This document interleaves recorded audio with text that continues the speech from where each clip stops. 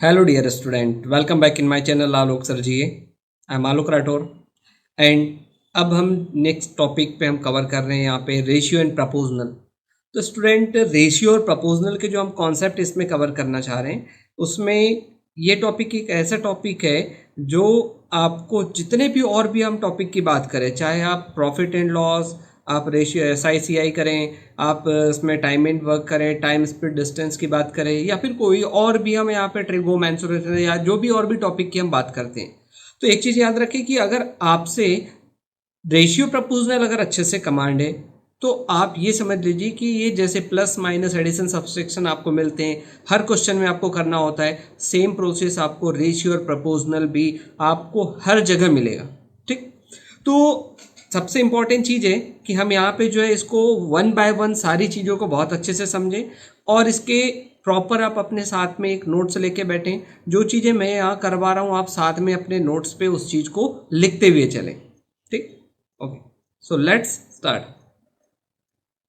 पहली चीज़ तो हम यहाँ देख रहे हैं स्टूडेंट, रेशियो एंड प्रपोजनल। तो पहले तो हम मीनिंग की बात करते हैं कि रेशियो क्या होता है, प्रपोजनल क्या होता है। तो रेशियो को अगर मैं बताना चाहूँ कि रेशियो क्या होता है, तो हम देख रहे हैं कि कोई भी दो वैल्यू ए रेशियो बी, हमने for example A ratio B लिखा, तो रेशियो जो है ये एक जो है फ्रैक्शन पे कोई वैल्यू है जिसको हम पी बाई क्यू फॉर्मेट पे भी लिखते हैं, है ना। पी बाई क्यू मतलब न्यूमरेटर और डिनोमिनेटर के टर्म पे हम लिखते हैं। तो यहाँ पे जब इस तरीके दो नंबर को कुछ इस तरीके से रेशियो में न्यूमरेटर और डिनोमिनेटर के टर्म पे हम लिखे जाते हैं, इसे ही हम क्या बोलते हैं, रेशियो।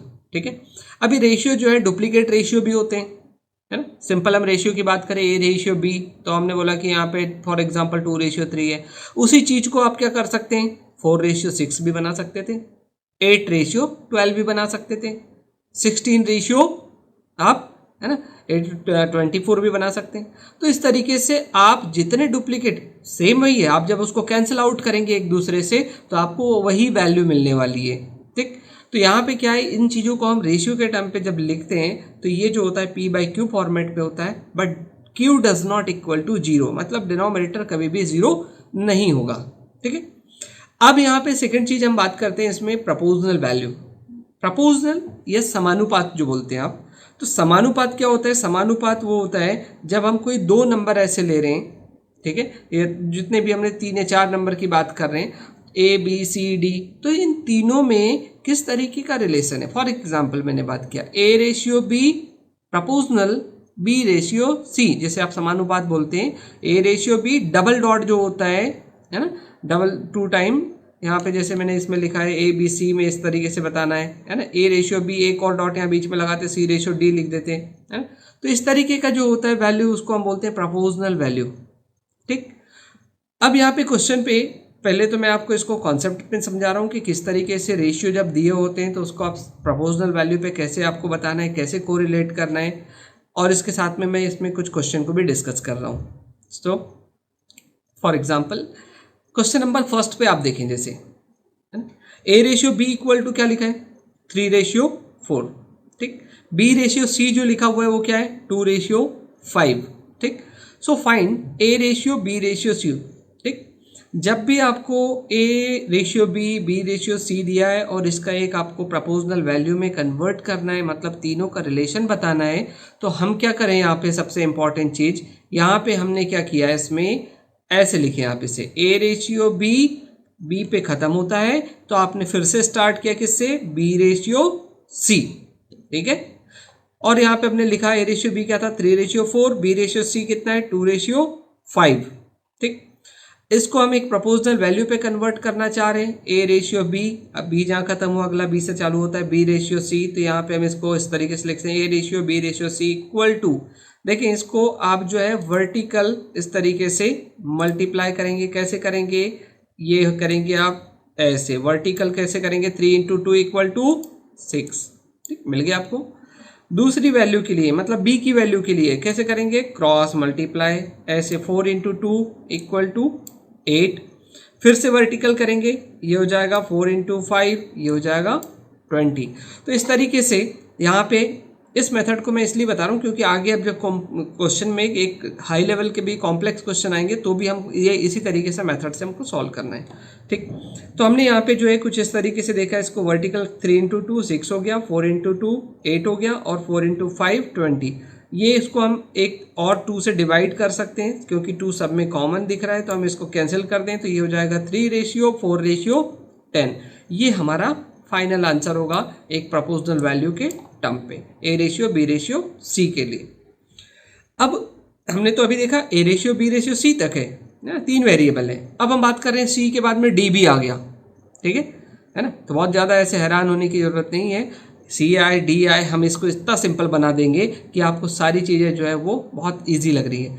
तो यहाँ पे A:B, B:C और C:D, ठीक है। हमने लिखा भाई उसी तरीके से A:B, B पे खत्म हो रहा है तो अगला B से चालू होना चाहिए, तो B:C और फिर C पे खत्म हुआ तो ये अगला वाला फिर क्या होगा, C:D, 1:2, 3:2, 1:3। तो यहाँ पे हमने क्या किया हुआ है, इसको एक प्रोपोर्शनल वैल्यू बताना है, A:B:C:D इक्वल टू इन तीनों चारों का रिलेशन बता रहे हैं। कैसे, सबसे पहला देखेंगे, बहुत अच्छे से ध्यान से देखें, है ना, इसमें गलती नहीं होनी चाहिए क्योंकि ये जो है एक बेसिक मेथड है ना। तो पहले वैल्यू के लिए, ए की वैल्यू के लिए आप किसका मल्टीप्लाई कर रहे हैं, आराम से देखें यहाँ पे 1 इंटू 3 इंटू 1 वर्टिकल पूरी लाइन को मल्टीप्लाई किया, क्या आंसर आ रहा है 3। सेकेंड, फिर आपने यहाँ पे मल्टीप्लाई किया 3 इंटू 2 इंटू 1, ऐसे देखेंगे है ना कैसे जा रही है लाइन, ऐसे और इस तरीके से, तो ये हो जाएगा 2 into 3 into 1 equal to 6। Next यहाँ पे क्या करेंगे, 2 इंटू 2 मल्टीप्लाई 1, है ना, कैसी लाइन गई, वर्टिकल इसमें और फिर ऐसे, है ना। तो 2 इंटू 2 इंटू 1 इक्वल टू 4, और लास्ट वाला जो होगा इसको आप वर्टिकल पूरी लाइन होगी, मतलब 2 इंटू 2 इंटू 3, है ना, कैसी लाइन, वर्टिकल लाइन। तो ये हो जाएगा क्या, 2 इंटू 2 इंटू 3 इक्वल टू, ये हो गया हमारा 12। अब इसमें कोई अगर कॉमन होता तो हम कैंसिल कर सकते थे, बट यहाँ पे कोई भी कॉमन नहीं है, तो हम क्या करेंगे, यहाँ पे इसको सेम ऐसे जो क्वेश्चन आपसे बनता है या कुछ आप कर पा रहे हैं तो आप उसको पॉज करें और उस तरीके से उसको कुछ टाइम दें, आप खुद कोशिश करें, और उसके बाद में जो है अगर नहीं बन पा रहा है तो आप उसको आगे यहाँ पे देखेंगे, है ना। तो इसमें हमने वीडियो को पॉज करें और वीडियो को पॉज करने के बाद में जो है आप इसको सॉल्व करें। A:B इक्वल टू 3:2, B:C 1:2 और C:D 3:2। देन फाइंड, और कमेंट में मुझे आंसर दें इसका, आपका आंसर जो भी हो, है ना, कमेंट में दें। अब हमने बात की है यहाँ पे, नेक्स्ट क्वेश्चन में दे रहा हूँ, A:B equal to 2:1, B:C 1:3, C:D 2:3 and D:E। अब देखो जनाब यहाँ पे क्या हो गया, ABCDE, E तक आ रहा है, ठीक है। तो आपको मेथड वही फॉलो करनी है मैंने जो बताया। आप D:E को हम बाद में सॉल्व करेंगे, D:E को बाद में सॉल्व करेंगे। इसे हमने पहले ABCD तक का देखा, वही लिखने का तरीका हमारा सेम है, A:B इक्वल टू 2:1, B:C 1:3 और C:D 2:3, है ना। तो हमने पहले A:B:C:D निकाला, कैसे निकालते हैं आपको मालूम है कैसे करना है, देखें अच्छे से। यहाँ पे क्या है, 1 into 2, 2 into 1 into 2 vertical line, ठीक है। फिर आपने क्या किया, फिर इसमें 1 इंटू 1 इंटू 2, है ना, कैसी लाइन जाती है, ऐसे ऐसे, है ना, 1 इंटू 1 इंटू 2। फिर नेक्स्ट लाइन क्या होगी, नेक्स्ट के लिए C की वैल्यू के लिए क्या करेंगे, 1 इंटू 3 इंटू 2, है ना, तो यहाँ पे होगा 6। और लास्ट वाला जो है ये कैसी होती है, वर्टिकल लाइन होती है, तो ये वर्टिकल लाइन क्या होगी यहाँ पे, 1 इंटू 3 इंटू 1। तो इस तरीके से आपने ये जो होगा ये हो जाएगा 4:2:6:9। अब यहाँ पे देखें, क्योंकि ये क्वेश्चन हमारा यहाँ खत्म नहीं होता है, हमें क्या बताना है, हमें तो बताना है D:E, ये भी तो था, है ना। तो आपको क्या करना है, अब देखें यहाँ पे अगला हमने लिखा D:E, इसके नीचे लिख दें। अब आपको यहाँ पे दिख रहा है, देखें A की वैल्यू 4 है, B की वैल्यू 2 है, C की वैल्यू 6 है और D की वैल्यू कितनी है, 9। पर आपने जो अगला लिखा D:E, तो इसमें रेशियो क्या है इसका, 1:2। अब देखें, एक में D की वैल्यू आप 9 बोल रहे हैं और दूसरे में आप D की वैल्यू को 1 बोल रहे हैं, तो D है, दोनों केस के लिए क्या होना चाहिए, उसे सेम होना चाहिए। अब सेम कैसे होगा, आप इसको बराबर करें, कैसे करेंगे, इसमें आपने मल्टीप्लाई करें, मतलब इसमें नीचे डी की वैल्यू 1 है और ऊपर 9 है, तो इसको हमने 1 मल्टीप्लाई करें, नो चेंज, और इसमें 9 का मल्टीप्लाई कर दिया तो ये क्या हो जाता, 9 का मल्टीप्लाई करते हैं तो ये तो 9 बन जाता डी की वैल्यू, पर ई की वैल्यू 2 है तो 2 इंटू 9 इक्वल टू 18 है ना, ये तो इसमें कोई चेंज नहीं आएगा। तो 4:2:6:9 है ना, डी की रेशियो दोनों में सेम है, 9 हो गई, और ई की वैल्यू बस चेंज होगी, वो कितनी हो गई 18। तो ये आपका जो है एक रेशियो मिलता, A ratio, B ratio, C ratio, D ratio, E equal to ये हो जाएगा कितना यहाँ पे 4, 2, 6, 9 एंड 18। कोई कॉमन होता तो हम उसे कैंसिल करते, ठीक है। अब क्वेश्चन थोड़े से कभी कभी ऐसे भी दे देता है ना, ये जैसे यहाँ पे इन चीज़ों में स्टूडेंट काफ़ी उलझ जाते हैं, है ना। एसएससी में अगर हम बात करें तो काफ़ी सारे क्वेश्चन ऐसे आपको मिल जाते हैं सिंपल इस तरीके के, या फिर कुछ फ्रैक्शन पे वैल्यू है तो उसमें आपको निकालना है, जैसे ये मैंने लिखा हुआ है 2/3a है ना, इस तरीके से। तो आपकी ये बेसिक मेथड होती है। एसएससी में, बैंकिंग में काफ़ी सारे क्वेश्चन जनरेट होते हैं इस तरीके से। मैं पर्टिकुलर इसके बाद में जो मेरे लेक्चर जो आएंगे है ना, एक बार मेरा ये कवर होने के बाद में मैं पर्टिकुलर एक बार एसएससी का जितने क्वेश्चन होंगे, एसएससी के पैटर्न को पूरा कवर करूँगा, बैंक के पैटर्न को पूरा कवर कर रहा हूँ, और बाकी जो भी एग्जाम है उसको हम 1 बाय 1 जितने क्वेश्चन हो सकते हैं जो अभी तक आए हैं उन क्वेश्चन को हम डिस्कस करेंगे। हमने यहाँ पे देखा 2a equal to 3b equal to 6c, ठीक। यहाँ पे हमें बताना है ए रेशियो, बी रेशियो, सी, ठीक। इसको जो है एक प्रोपोर्शनल वैल्यू बतानी है, तो आप क्या करेंगे, यहाँ पे सिंपल सी चीज़ें समझे, ठीक।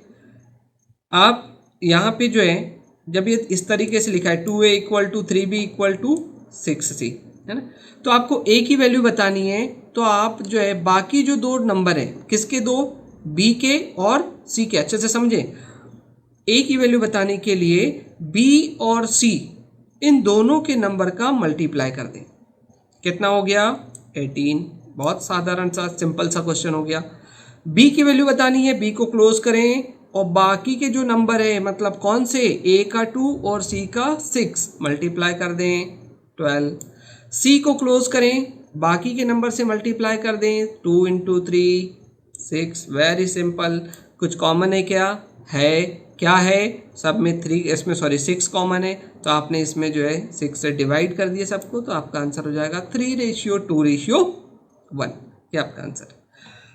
अब नेक्स्ट जो क्वेश्चन है अगला जो आप देख रहे हैं 2/3a है ना equal to b into 1/3 c into 1/2, then find a ratio, b ratio, c। आपको इसके लिए बताना है। तो आपको तो लग रहा होगा कि सर आप ऐसे करें, पहले तो आप इस दोनों को कंपेयर कर लें, फिर मैं उसको b के साथ में c को कंपेयर कर लूँगा, तो एक रेशियो मुझे a रेशियो b का मिल जाता और दूसरा b रेशियो c। तो बिल्कुल सही है, आप वैसे भी कर सकते हैं, है ना, कोई दिक्कत नहीं है।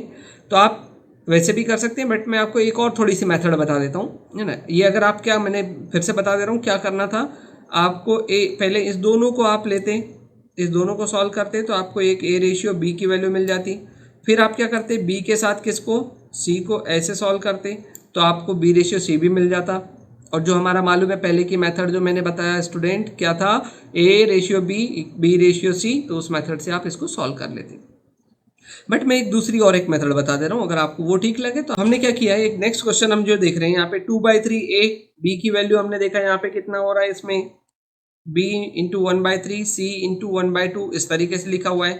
तो मैंने क्या बताया यहाँ पे आपको, जब इस तरीके से लिखा हुआ है तो आप a को क्लोज करें, पहले a को बताने के लिए a को क्लोज कर दें, b और c के जो नंबर है उनको आपस में मल्टीप्लाई करें, क्या होगा, b इंटू 1/3, ये सॉरी b का वैल्यू क्या है 1/3, c की क्या है 1/2, दोनों को मल्टीप्लाई कर दिया, क्या हो जाएगा 1/6, ठीक है 1/6। b को क्लोज करें और c और a की जो वैल्यू है उसको मल्टीप्लाई करें, क्या हो जाएगा 2/3 इंटू 1/2, 2/3 इंटू 1/2, 2 से 2 कैंसिल, तो क्या हो जाएगा 1/3, ठीक है। c की वैल्यू आपको बतानी है, c को क्लोज करें, a की और b की जो नंबर है उनको आपस में मल्टीप्लाई कर दें। तो आपने क्या किया यहाँ पे, a की वैल्यू कितनी है 2/3 और ये 1/3, तो 2 बाई क्या हो जाएगा 9, ये लिख दिया आपने, ठीक है। अब क्या करेंगे, इनका एलसीएम ले लें डिनोमिनेटर का, या फिर आपको सिंपल एक और मेथड में बता दे रहा हूँ, आप क्या करते हैं, इसको एलसीएम लेके भी सॉल्व कर सकते थे। एलसीएम आपने लिया यहाँ पे, है ना, तो यहाँ पे फॉर एग्जांपल आपने 18 ले लिया आपका 6, 3 और 9 का एलसीएम क्या आता है 18। 18 डिवाइड बाय 6 क्या हो जाता 3 टाइम। 18 डिवाइड बाय 3 क्या हो जाता 6। 18 यहाँ पे 2 भी है ना। 18 into 2 divide by 9। 18 into 2 divide by 9, तो यहाँ से क्या हो जाएगा 4। इस तरीके से आप जो है जब इस तरीके के क्वेश्चन अगर दे रहा है रेशियो के टर्म पे, तो आप उसको ऐसे भी सॉल्व कर सकते हैं। ठीक, थोड़ा सा प्रैक्टिस करेंगे, जितने क्वेश्चन होंगे आपको एक चीज़ है कि आप जितने क्वेश्चन हो सकते हैं, आप दूसरे जो बुक है सबसे अच्छा माध्यम होता है, अच्छा मीडियम होता है, वो होता है आपकी बुक। क्योंकि बुक से आप जितने अच्छे से कवर कर सकते हैं, ऑनलाइन में आप जो है जो टॉपिक है टॉपिक को समझे, जो एक्सप्लेन कर रहे हैं हम उसको समझे। आप अपनी प्रैक्टिस बुक से करें, आप बुक से, क्योंकि आप सिर्फ सोचें कि मैं वीडियो लेक्चर देख लूँ और सारे क्वेश्चन बन जाते हैं, बिल्कुल भी नहीं है। वीडियो लेक्चर देखने से कोई भी क्वेश्चन आपसे नहीं बनेगा जब तक कि आप कोई प्रैक्टिस नहीं करेंगे अपने से, है ना। तो यहाँ पे हमने क्या किया, नेक्स्ट क्वेश्चन हम देख रहे हैं a ratio b equal to 2:3। So find the third proportional, है ना। क्वेश्चन के हम सिर्फ देख रहे हैं यहाँ पे a ratio b equal to 2:3। So find the third proportional. Third proportional मतलब अगला जो इसके समानुपाती जो होगा वो कौन सी वैल्यू होती। तो हमको लिखने के लिए जो होता है ना, मैंने दोनों में कर दिया आपको, यहाँ पे एक नंबर पे भी दिखा रहे हैं कैसे हो रहा है और इस तरीके से भी। a रेशियो b आपको थर्ड प्रपोजनल बताना है, तो आप इसको ऐसे लिखते हैं a ratio b proportional b ratio c। ठीक, तो a by b by x, इसको हमने बोला थर्ड प्रपोजनल x है, तो क्या हो जाएगा x। यहाँ पे हमने x की वैल्यू निकालेंगे तो क्या हो जाएगा b स्क्वायर बाय a। अब हम नंबर पे आ जाते हैं, नंबर पे हमें क्या दिया था 2:3। 2:3 प्रपोजनल 3:x, तो यहाँ हो जाएगा 2/3, 3/x, x इक्वल टू 9/2। ये हो जाएगा आपका थर्ड प्रपोजनल। क्वेश्चन जनरेट कर रहा है fourth proportional, sorry mean proportional, है ना। फोर्थ प्रपोजनल तो दो वैल्यू, आपको 3 वैल्यू दिया है, तो आप फोर्थ प्रपोजनल ऐसे ही बता सकते हैं, सिंपल है। आपको यहाँ पे जो है मीन प्रपोजनल बताना है, मतलब इन दोनों के बीच की जो प्रपोजनल वैल्यू है वो क्या होना चाहिए। तो यहाँ पे क्या होगा इसमें a ratio x proportional x ratio b। ठीक, तो यहाँ पे स्टूडेंट इसमें हम जो देख रहे हैं यहाँ पे a ratio x ratio b, a by x, x by b, x square equal to A B, या x equal to root under क्या है ए बी है। ठीक है, बहुत सिंपल सा।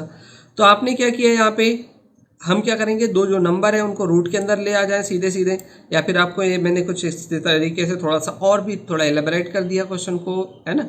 बट यहाँ पे जो है आप इसको सिंपल समझे, 4x x 9, x square equal to 4 9, x equal to root under आपने ले लिया, तो क्या हो जाता है ये 2 इंटू 3 इक्वल टू एक्स की वैल्यू 6। तो इस तरीके से जब भी क्वेश्चन है, मैं तो ये वीडियो जो है, ये वीडियो हमारा एक बेसिक पे कवर हुआ है। अब हम क्वेश्चन के वैरायटी को टच करेंगे। ये तो हमारी एक मेथड है जो समझना था हमें, हम उन चीज़ों को यहाँ पे डिस्कस किए। So thank you for watching, we will be continue on the next video.